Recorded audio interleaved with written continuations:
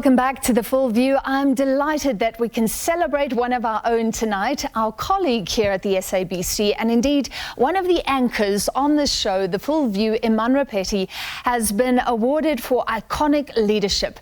Iman was recognized with the Future Leader Award at the Leadership and Excellence Awards by the Broad Pool of Ideas Foundation, or the BPI. The BPI Foundation is an NGO and lobby group that seeks to encourage business, civil society and government to transform our economy to truly reflect South Africa's demography.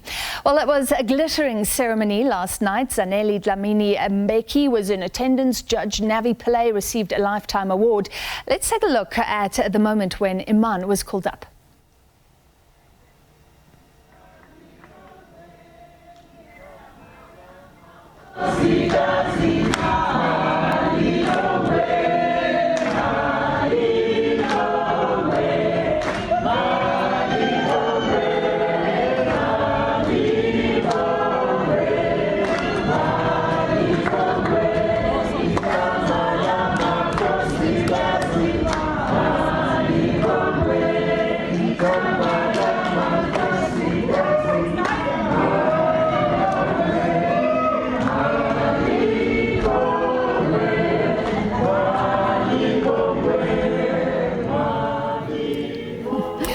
Iman Rappetti joining us now.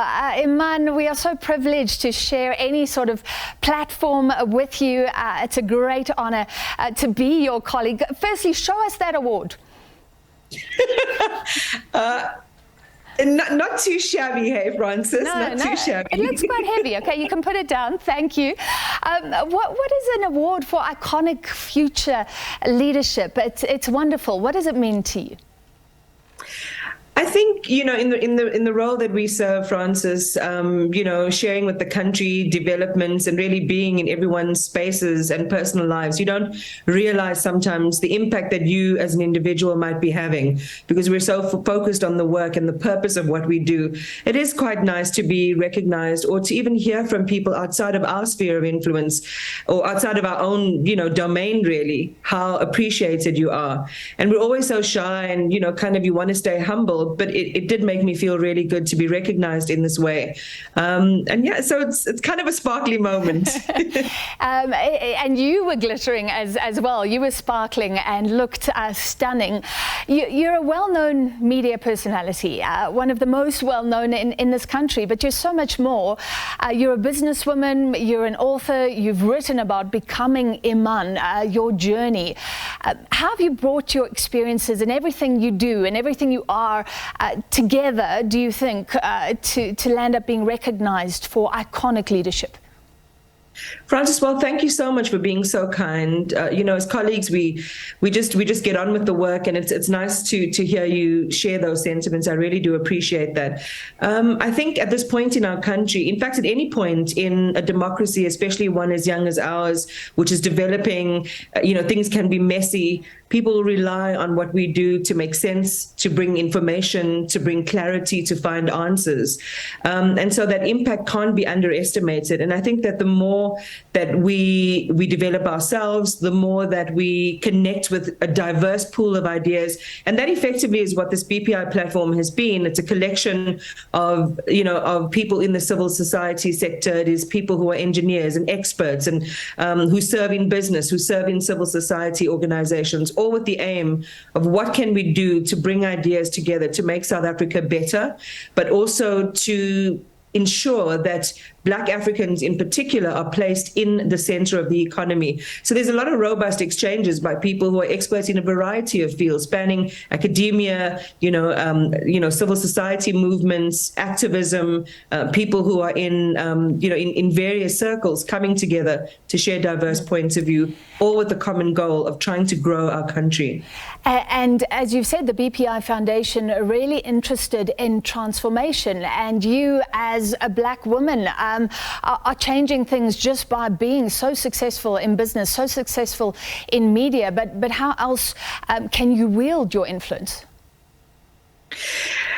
It's such a difficult question to hear and to answer, Francis, because again, there's always got to be a humility about how we see ourselves, how we measure our impact, and the job that we have to do. So we have to get on and do that. But you can't underestimate the power of influence in our society. And so being that voice that is on the side of what is balanced, what is accurate, and making sure that we are free of a variety of competing forces and influences is such an important thing to be mindful of and aware of. And so, from my perspective, that is what I strive to do, what I strive to adhere to, and hopefully it does make an impact in the right way in our country.